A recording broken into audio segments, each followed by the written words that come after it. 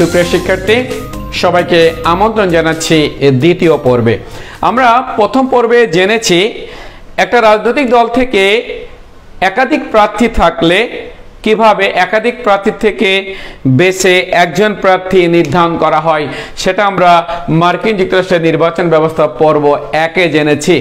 আজ আমরা জানব, বা আজকের এই এপিসোডে আমরা জানব আমেরিকাতে প্রেসিডেন্ট নির্বাচন কিভাবে হয়। আমরা আগে জেনেছি প্রেসিডেন্ট প্রার্থী কিভাবে হয়, ঠিক করা হয়। এখন জানবো প্রেসিডেন্ট নির্বাচনটা কিভাবে হয় এবং এই নির্বাচনটাকে বলা হয় জেনারেল ইলেকশন। চলুন জেনে নেই জেনারেল ইলেকশন।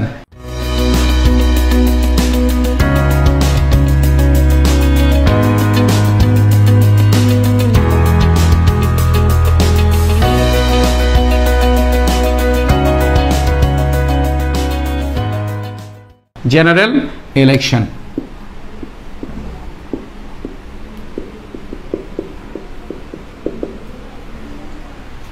আমরা শুরুতেই একটা তথ্য জেনে নিই, সেটা হলো যে এবারে যে 3 নভেম্বর 2020 সালে আমেরিকাতে যে ইলেকশন হতে যাচ্ছে, এই ইলেকশনটা হচ্ছে আমেরিকার 59তম নির্বাচন এবং এই নির্বাচনে আমেরিকাতে যিনি প্রেসিডেন্ট নির্বাচিত হবেন, তিনি যদি ডোনাল্ড ট্রাম্প নির্বাচিত হন তাহলে তিনি পরপর দুবার যেহেতু নির্বাচিত হবেন সেহেতু তিনি 35তম প্রেসিডেন্টই থাকবেন। আর যদি ডেমোক্র্যাট দল থেকে জো বাইডেন নির্বাচিত হয় তাহলে জো বাইডেন হয়ে যাবে 46তম প্রেসিডেন্ট হয়ে যাবে।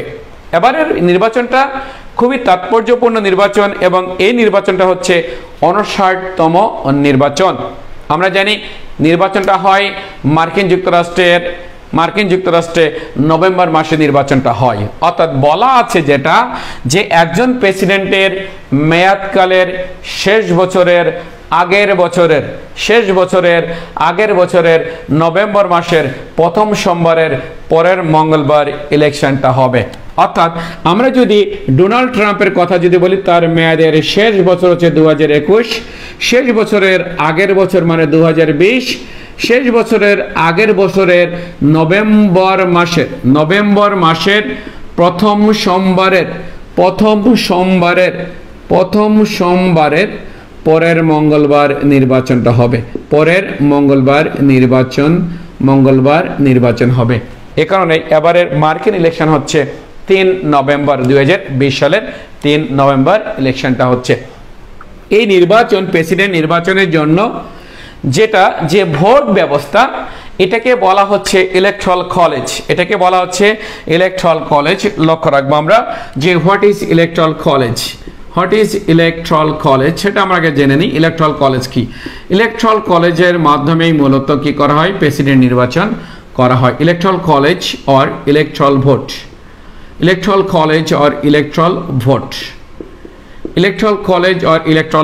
এই ইলেকট্রাল কলেজ বা ইলেকট্রাল ভোট এর কথা অর্থ হচ্ছে, এটার উত্তর হচ্ছে এ বডি অফ ভোটার্স,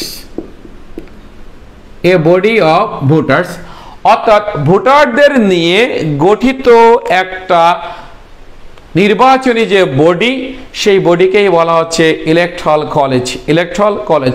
মনে রাখতে হবে আমেরিকার জনগণ সরাসরি প্রেসিডেন্ট প্রার্থীকে ভোট দেন না, মূলত তারা ভোট দিয়ে থাকেন ইলেকট্রাল কলেজ। তাহলে ইলেকট্রাল কলেজ হচ্ছে এ বডি অফ ভোটার্স।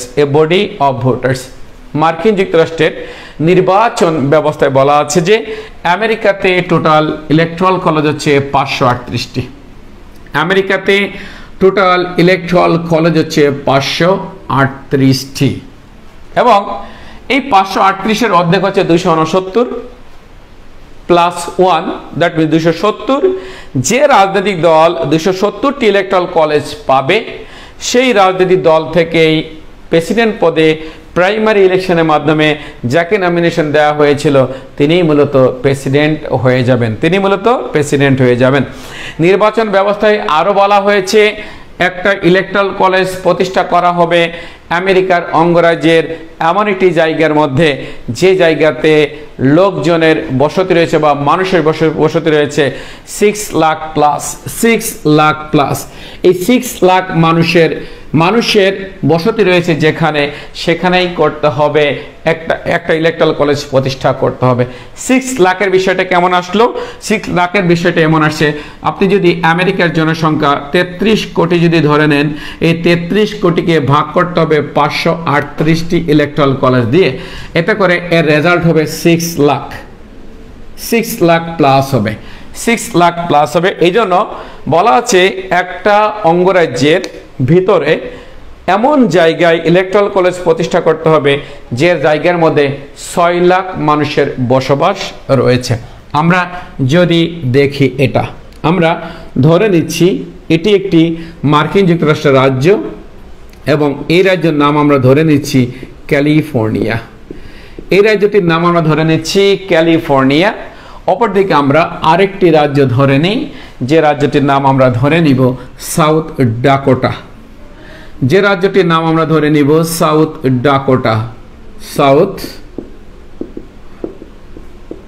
ডাকোটা। লক্ষ্য রাখবেন কি বলা আছে? বলা আছে একটি অঙ্গরাজ্যের সেই জায়গায় ইলেকট্রাল কলেজ বা সেই জায়গাটুকু নিয়ে ইলেকট্রাল কলেজ প্রতিষ্ঠা করতে হবে যে জায়গাটুকুর মধ্যে 6 লাখ মানুষের বসতি রয়েছে, অর্থাৎ আমেরিকার 33 কোটি জনগণকে 538 দ্বারা কি করতে হবে? ভাগ করতে হবে। ভাগ করলে 6 লাখ প্লাস হয়ে যাবে মানুষের সংখ্যা। আমরা ধরে নিই যে এই ক্যালিফোর্নিয়া অঙ্গরাজ্যে মানুষের বসবাস রয়েছে 6 কোটি 31 লাখ, 6 কোটি 31 লাখ। অপরদিকে আমরা ধরে নিচ্ছি সাউথ ডাকোটাতে মানুষের বসতি রয়েছে 5 লাখ। তাহলে আমরা যদি 3 কোটি 31 লাখকে 3 কোটি 31 লাখকে যদি আমরা 6 লাখ দিয়ে ভাগ করি, তাহলে আমরা দেখতে পাবো এই ক্যালিফোর্নিয়া অঙ্গরাজ্যে ইলেকট্রাল কলেজের সংখ্যা হচ্ছে 55টি। অর্থাৎ এই ইলেকট্রাল কলেজে, এই ক্যালিফোর্নিয়া অঙ্গরাজ্যে ইলেকট্রাল কলেজ স্থাপন করতে হবে 55টি। লক্ষ্য রাখবেন। সাউথ ডাকোটা যেখানে টোটাল জনগণের সংখ্যা বা মানুষের বসবাস রয়েছে আমরা ধরে নিয়েছি 5 লাখ। বলা আছে একটা ইলেকট্রাল কলেজ প্রতিষ্ঠা করার জন্য মিনিমাম 6 লাখ মানুষের বসতি থাকা লাগবে। তাহলে সাউথ ডাকোটাতে কিন্তু সব মিলেই 6 লাখ মানুষের বসবাস নাই। তাহলে সাউথ ডাকোটাতে কোনো ইলেকট্রাল কলেজ প্রতিষ্ঠা করা হবে না? নো, অবশ্যই প্রতিষ্ঠা করা হবে। বলা আছে, আবার একথা বলা আছে, একটা অঙ্গরাজ্য যত ছোটই হোক না কেন, যত কম মানুষই বসবাস করুক না কেন, সেখানে মিনিমাম 3টা ইলেকট্রাল কলেজ প্রতিষ্ঠা করতে হবে। কারণ যদি 3টা ইলেকট্রাল কলেজ বা ইলেকট্রাল কলেজ যদি প্রতিষ্ঠা না করা হয়, তাহলে মার্কিন প্রেসিডেন্টের কাছে এই অঙ্গরাজ্যের কোনো দাম থাকবে না। কারণ ইলেকট্রাল কলেজের মাধ্যমেই হচ্ছে 4 বছর পর পর মার্কিন প্রেসিডেন্ট নির্বাচন করা হয়। এ কারণে বলা আছে একটা অঙ্গরাজ্য যত ছোটই হোক না কেন, যত কম বা যত নগণ্য সংখ্যক মানুষই বসবাস করুক না কেন, সেখানে মিনিমাম 3টা ইলেকট্রাল কলেজ প্রতিষ্ঠা করতে হবে। সো এই সাউথ ডাকোটাতে 3টা ইলেকট্রাল কলেজ প্রতিষ্ঠা করতে হবে। আমরা ধরে নিচ্ছি electoral college EC1, EC2, EC3। আর ক্যালিফোর্নিয়াতে আছে 55টা ইলেকট্রাল কলেজ, 55টা ইলেকট্রাল কলেজ। মূলত এই জায়গা ধরে নিচ্ছি আমরা এখানে 6 লাখ মানুষের বসতি রয়েছে। এই জায়গার মধ্যে যারা ভোটার আছে তারাই মূলত ইলেকট্রাল কলেজকে ভোট দিবে। ডেমোক্র্যাট দল থেকে যারা দাঁড়াবে তাদেরকে ভোট দিবে, রিপাবলিকান দল থেকে যারা দাঁড়াবে তাদেরকে ভোট দিবে। আমরা ধরে নিচ্ছি এই ইলেকট্রাল কলেজের প্রতিনিধি হিসেবে ডেমোক্র্যাট দল থেকে দাঁড়িয়েছে পারসন এ, আর রিপাবলিকান দল থেকে এখান থেকে দাঁড়িয়েছে পারসন বি। আমরা ধরে নিচ্ছি ইলেকট্রাল কলেজের প্রতিনিধি হিসেবে। এখন এই জায়গার মধ্যে যারা ভোটার তারা মূলত এই ইলেকট্রাল কলেজের প্রতিনিধিদেরকে কি করবে? ভোট দিবে। তাহলে এভাবে ধরে নেন এই ইলেকট্রাল কলেজ থেকে জয়লাভ করলো কে? পারসন এ, ডেমোক্র্যাট দলের প্রার্থী যিনি, তিনি জয়লাভ করলেন। আবার ধরে নেন এখানে একটা ইলেকট্রাল কলেজ, এখানে ডেমোক্র্যাট দল থেকে দাঁড়িয়েছে সি, আর রিপাবলিকান দল থেকে দাঁড়িয়েছে ডি। এখানে জয়লাভ করেছে কে? রিপাবলিকান দলের প্রার্থী যিনি, তিনি জয়লাভ করেছেন। এরকম টোটাল ইলেকট্রাল কলেজ আছে ক্যালিফোর্নিয়াতে কতটি? 55টি। 55টির মধ্যে আমরা ধরে নিচ্ছি ডেমোক্র্যাট দলের জো বাইডেন, এবারকার নির্বাচন আমরা ধরে নিচ্ছি ডেমোক্র্যাট দলের জো বাইডেন, তিনি এই ক্যালিফোর্নিয়া অঙ্গরাজ্য থেকে টোটাল ধরে নেন 29টা ইলেকট্রাল কলেজ পেয়েছেন। তার অর্থ এই 29টা ইলেকট্রাল কলেজ ক্যালিফোর্নিয়ার 55টি ইলেকট্রাল কলেজের মধ্যে 29টা পেয়েছেন। তাহলে কি ডেমোক্রেট শিবিরে বা ডেমোক্রেটদের পকেটে ক্যালিফোর্নিয়া থেকে 29টা ইলেকট্রাল কলেজ ঢুকবে? নো, বলা আছে একটা অঙ্গরাজ্যে যে দল সংখ্যাগরিষ্ঠতা পাবে, একটা অঙ্গরাজ্য থেকে যে দল সংখ্যাগরিষ্ঠতা পাবে ওই দল ওই অঙ্গরাজ্যের সমস্ত ইলেকট্রাল কলেজগুলো পেয়ে যাবে। তাহলে আমরা যদি দেখি এবারে নির্বাচনে যদি আমরা দেখি যে ডেমোক্রেট দল 29টা বা 30টা বা 28টা ইলেকট্রাল কলেজ পেয়ে গেছে, দ্যাট মিনস সংখ্যাগরিষ্ঠতা অর্জন করলো ক্যালিফোর্নিয়া থেকে, তাহলে আমরা তখন দেখতে পাবো এই ডেমোক্রেট দল 29টা ইলেকট্রাল কলেজ পাবে না, ক্যালিফোর্নিয়া থেকে 55টি ইলেকট্রাল কলেজই পাবে। এভাবে আমেরিকাতে যে টোটাল রাজ্য 50টি, এই 50টি রাজ্য ঘুরে দেখা হবে, ইলেকট্রাল কলেজের হিসাব কষে দেখা হবে কোন দল 270টি ইলেকট্রাল কলেজ পেয়েছে। কারণ 538-এর অর্ধেক হচ্ছে 269, 269 প্লাস 1 সমান সমান কত হবে? 270। অর্থাৎ মার্কিন প্রেসিডেন্ট নির্বাচিত হতে গেলে, মার্কিন যুক্তরাষ্ট্রের প্রেসিডেন্ট হিসেবে নির্বাচিত হতে গেলে 270টি ইলেকট্রাল কলেজ পেতে হবে।